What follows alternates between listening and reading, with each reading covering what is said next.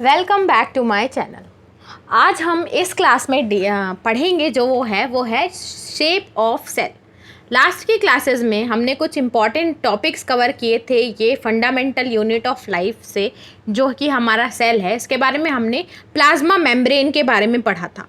आज हम लोग शेप ऑफ सेल पढ़ते हैं। वैसे तो डिफरेंट टाइप्स के शेप होते हैं, depends upon according to the function they perform. Totally depend करता है कि वो क्या क्या फंक्शन परफॉर्म कर रहे हैं, ठीक है, डिपेंडिंग अपॉन फंक्शन। ये उसका शेप बताता है। जैसे कि डिफरेंट टाइप के सेल रहते हैं। फॉर एग्जांपल अगर ओवल है या राउंड स्फेरिकल है, कौन रहता है वो ह्यूमन और आरबीसी और ओवम रहते हैं, वो सेल्स रहते हैं, ठीक है। और एक स्पिंडल शेप्ड रहते हैं, ठीक है, long and pointed at both ends उसको बोलते हैं, और वो होते हैं हमारे क्या, मसल सेल्स। और एक होते हैं ब्रांच्ड एंड एलोंगेटेड सेल, वो कौन से होते हैं, नर्व सेल्स होते हैं। और एक किडनी शेप्ड होते हैं, वो गार्ड सेल्स, ये किस में होते हैं, लीव्स में रहते हैं। तो डिफरेंट टाइप के फंक्शंस जो ये परफॉर्म करते हैं, इस पे डिपेंड करता है कि जो सेल है हमारे वो कैसे उसका शेप क्या होगा, ठीक है। ये सेल के बारे में है, ये साइज ऑफ सेल, ठीक है।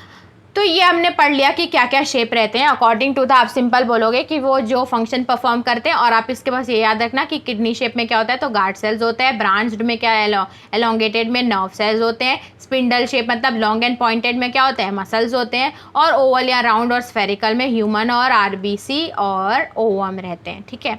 उसके बाद some cells keeps changing on there, कुछ जो सेल्स रहते हैं वो अपने शेप कंटिन्यूसली चेंज करते रहते हैं। उसका एग्जांपल क्या होगा, जैसे WBC इन ह्यूमंस और अमीबा, ये सिंगल सेल्ड रहते हैं और ये अपना शेप है वो चेंज करते रहते हैं। क्यों? क्योंकि सिंगल सेल में सारे फंक्शंस जो रहते हैं बॉडी के, वो कौन परफॉर्म करता है, सिंगल सेल ही परफॉर्म करता है, ठीक है। और मल्टी सेलुलर में अलग अलग रहते हैं, इसलिए वो फिक्स्ड रह जाते हैं। सिंगल सेल में उसको तो keep changing shape during locomotion through podia, false feet and digestion of food vacuole. तो जैसे कि मैंने बताया कि सिंगल सेलुलर ऑर्गेनिज्म में सारे ऑर्गन जो फंक्शन रहेंगे वो सिंगल सेल ही परफॉर्म करेगा, and due to that it keep changing their shape. आपको सिंपल बस इसलिए याद रखना है। और एग्जाम्पल में आप देख लोगे कि ये डाइजेशन ऑफ फूड जब वो करता है तो वो अपने फूड, एग्जाम्पल क्या होगा, वो होगा अमीबा और WBC।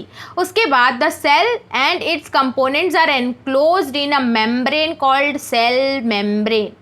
अब ये सेल है, हमने प्लाज्मा मेम्ब्रेन पढ़ा था ना, आप सेल मेम्ब्रेन भी पढ़ेंगे। तो जो ये सेल रहते हैं, ये जैसे कि ये हमारा एक सेल है, ठीक है, इसमें आउटर कवरिंग रहती है, उसको हम लोग क्या बोलते हैं, we call it as a cell membrane, जो कि इसको बाहरी फंक्शन से बचाती है। अभी आने वाले चैप्टर में हम इसको डिटेल में, आने वाले जो टॉपिक्स रहेंगे आपको डिटेल में पढ़ना है। बस इसमें आप याद करिए कि जो कंपोनेंट्स को बचा के रखती है जो सेल के, वो क्या होती है, सेल मेम्ब्रेन रहती है। और यही सेल मेम्ब्रेन जो रहती है वो शेप प्रोवाइड करती है प्लांट्स एंड एनिमल्स के सेल को, ठीक है। दीज मेम्ब्रेन क्या, ये है, ये रहा हमारा, these membrane provide shape to the cell of plants and animals. और ये जो मेम्ब्रेन रहेगी, इसलिए बता रहे हैं क्योंकि हम लोग शेप ऑफ सेल पढ़ रहे हैं ना, तो कौन देता है, तो ये बचा के रखती है बाहर से, वो रहता है सेल मेम्ब्रेन। और यही क्या देता है, शेप और सेल देता है, शेप देता है किसको, प्लांट्स एंड एनिमल के सेल को। और उसके बाद प्लांट सेल के पास एक एडिशनल कवरिंग रहती है, वो अब इसी चैप्टर में आपको बताऊंगी, वो सेल वॉल जो रहती है उसके बारे में हम लोग पढ़ेंगे। तो प्लांट्स के पास एक एडिशनल कवरिंग रहती है मेम्ब्रेन की, उसको हम लोग क्या बोलते हैं, सेल वॉल। और cell wall give shape and rigidity to the cell. और प्लांट सेल को शेप और रिजिडिटी कौन देता है, सेल वॉल देता है। और अगर हम ह्यूमंस की बात करेंगे तो उसमें क्या रहता है, सेल मेम्ब्रेन। हम लोग जब आगे पढ़ेंगे ना, डिस्कस करेंगे difference between plant cell and human cell, तो आपको समझ में आ जाएगा। ये बेसिक समझने के लिए बस आप इसको याद करो। अब आगे बढ़ते हैं टू द पॉइंट। अब ये हमारा, इसमें आप देख सकते हो कि ये अमीबा है, ये शेप चेंज कर दे रहा है, ठीक है। और ये सेम ही रहेगा, इसके अलग अलग शेप रहते हैं, ठीक है, क्योंकि ये अमीबा मोस्टली सिंगल सेल में रहता है, इसीलिए ये शेप चेंज करते रहता है according to the functions they perform. और ये डिफरेंट टाइप्स के हमारे सेल रहते हैं, depends upon the nerve cell, spherical cell, oval, round, ये सब जो हमारे रहते हैं वो आप एक बार आप लोगों को क्या करना है, सिर्फ ड्रॉ करके, आप अगर हम लोग खुद से लिखते हैं तो हम लोग को अच्छे से याद होता है। तो आप कुछ नहीं करेंगे, आप सिर्फ ड्रॉ करेंगे, ड्रॉ करके उसका नाम करके लिख लेंगे ना, तो आपको समझ में आ जाएगा कि अच्छा ये मैंने ऐसे ड्रॉ किया था, और आपने लेबल करेंगे तो आपको याद हो जाएगा। देखो थोड़ा बहुत अगर आप करते जाओगे ना तो ये लास्ट में आपको बहुत बेनिफिट देगा।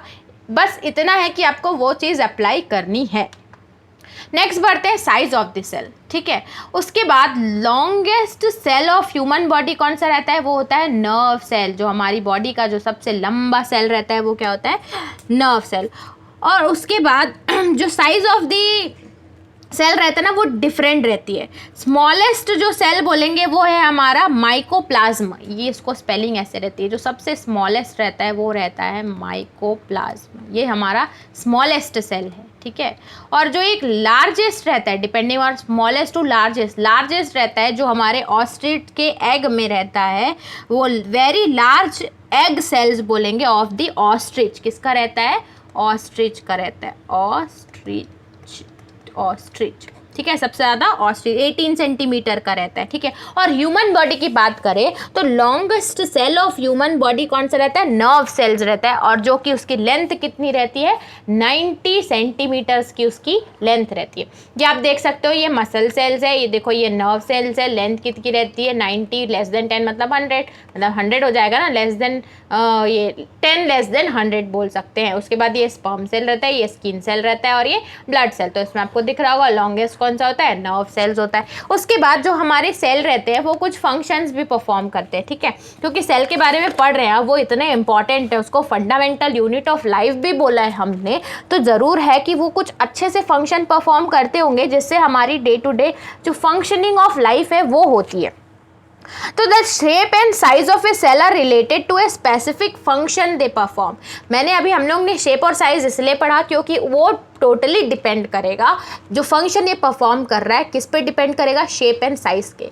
इसीलिए हमने पहले शेप एंड साइज कवर किया। मैंने क्या बोला, shape and size of a cell are related to the specific function they perform. जो फंक्शन परफॉर्म करेंगे तो ये फर्स्ट वाला इसका फंक्शन हो गया। उसके बाद multicellular organisms like human beings perform these function by division of labor। कभी कभी क्या होता है कि जो हमने multicellular organisms है ना perform these functions by division of labour. Multi cellular है फॉर एग्जाम्पल, ठीक है, बहुत सारे सेल हैं।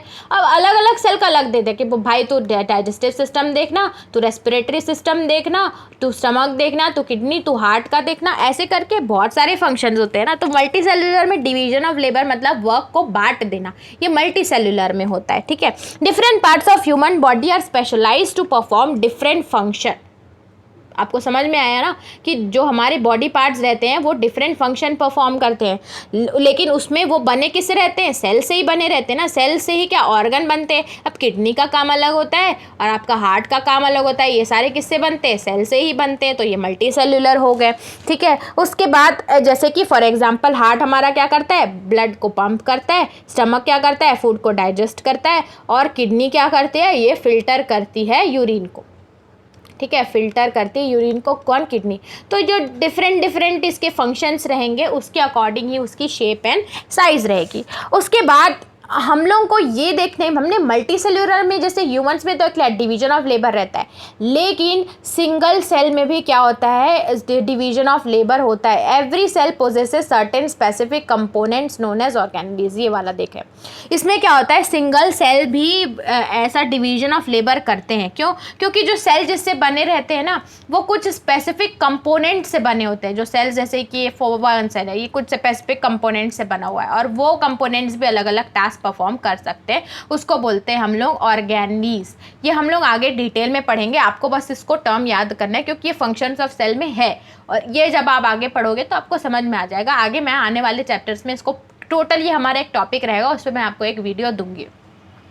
उसके बाद cell organelles together along with protoplasm constitute a basic unit. अब सेल ऑर्गेनेलीज और प्रोटोप्लाज्म मिलकर, प्रोटोप्लाज्म मतलब क्या होता है, जो हमारा सेल रहता है ना, जैसे कि ये सेल है और हायर कंसंट्रेशन टू लोअर, तो वाटर इसमें ज़्यादा होता है, और हायर कंसंट्रेशन से बाहर लोअर H2O मूव होता है, तो जो हमारा सेल होता है वो क्या होता है, श्रिंक हो जाता है, उसको हम लोग बोलते हैं प्रोटोप्लाज्म। तो सेल ऑर्गेनीज टुगेदर विथ प्रोटोप्लाज्म एक बेसिक यूनिट ऑफ लाइफ बनाते हैं, उसको क्या बोलते हैं, सेल बोलते हैं, ठीक है। उसके बाद ईच काइंड ऑफ सेल, अब जितने भी सेल ऑर्गेनीज रहती है उनके अलग अलग फंक्शंस रहते हैं, ठीक है। सेल ऑर्गेनीज के बारे में टॉपिक रहेगा, इसमें आप बस समझ लो कि जितनी भी सेल ऑर्गेनीज रहती है ना उसमें अलग अलग फंक्शंस रहते हैं। फॉर एग्जांपल जैसे कि न्यूट्रिशन को ऑब्टेन करना, रेस्पिरेशन करना, क्लीनिंग वेस्ट, अलग अलग फंक्शन है ना, मटेरियल, और उसके बाद न्यू प्रोग्रेस, कुछ भी न्यू हमारे बॉडी में क्रिएट करना, ये सब कौन करता है? सेल ऑर्गेनेलीज मिलके करती हैं।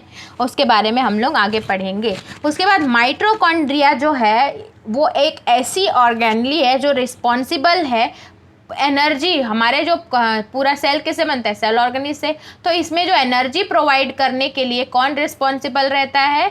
माइटोकॉन्ड्रिया। कौन? माइटोकॉन्ड्रिया।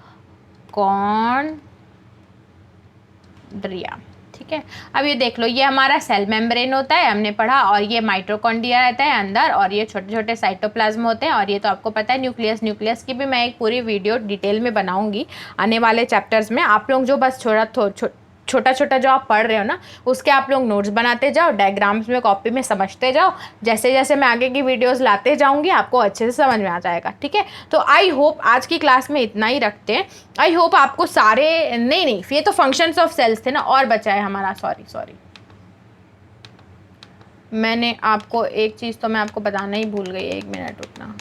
ये सेल वॉल, सेल वॉल कुछ नहीं है। सेल वॉल क्या होता है? एक टफ लाइनिंग होती है ना, ये प्लांट्स एंड एनिमल्स में, ह्यूमंस में क्या बोलते हैं हम लोग? प्लांट्स में रहती है। ह्यूमंस में हमारी क्या रहती है? सेल मेम्ब्रेन रहती है। अब ये सेल वॉल रहती है, ये टफ और non living covering outside plasma membrane के बाहर रहती है, और ये नॉन लिविंग एनिमल्स में जैसे कि प्लांट्स और फंगल सेल्स में मिलती है, और ये किससे बनी रहती है? सेल्यूलोज से बनी रहती है। ठीक है, और ये स्ट्रेंथ प्रोवाइड करती है, ये कॉम्प्लेक्स स्ट्रक्चर रहता है जो कि स्ट्रेंथ प्रोवाइड करता है किसको? प्लांट्स के सेल को। इसके फंक्शन क्या रहते हैं? इसके फंक्शन ये रहते हैं कि जैसे हम लोग हाइपोटोनिक सोल्यूशन पढ़े थे ना, हायर कंसंट्रेशन से लोअर, तो बाहर जो पानी रहता है वो सेल के अंदर आता है, जिसके कारण सेल स्वेलअप हो जाता है। स्वेलअप होने के बाद भी ये फटता नहीं है। क्यों? क्योंकि हमारे जो सेल वॉल रहते हैं उसको बस्टिंग से बचा के रखते हैं, क्योंकि वो पूरा उसमें प्रेशर सेम लगाते हैं। ठीक है, ये रहा इसके बारे में। तो ये पहला फंक्शन हो गया। दूसरा फंक्शन, ये इसके एक नैरो पोर्स रहते हैं यहाँ पे, उसको हम लोग पिट्स बोलते हैं। उसके बाद plant cell interact with each other, और जो प्लांट सेल रहते हैं ना वो आपस में इंटरैक्ट करते हैं किससे? Cytoplasmic channel.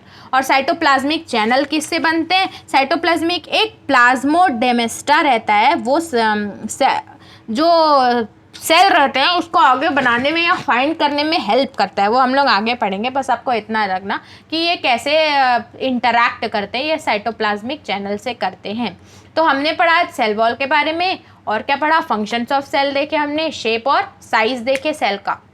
इतना आप अपने नोट्स बनाओ, आप उसको रिवाइज करो बुक से, और आप उसके डायग्राम्स बना के रखो। नेक्स्ट हम लोग न्यूक्लियस और साइटोप्लाज्म और ये सब टोटल ओवरऑल एक टॉपिक लेके आऊँगी, उसको हम लोग डील करेंगे। तो आज की क्लास में इतना ही रखते हैं। आई होप आपको समझ में आएगा। आगे आप इसके नोट्स बनाते जाओ, मैं नेक्स्ट वीडियो लेके आऊँगी फॉर श्योर। ओके, आज की क्लास में इतना ही रखते हैं। Bye bye, thank you, study well.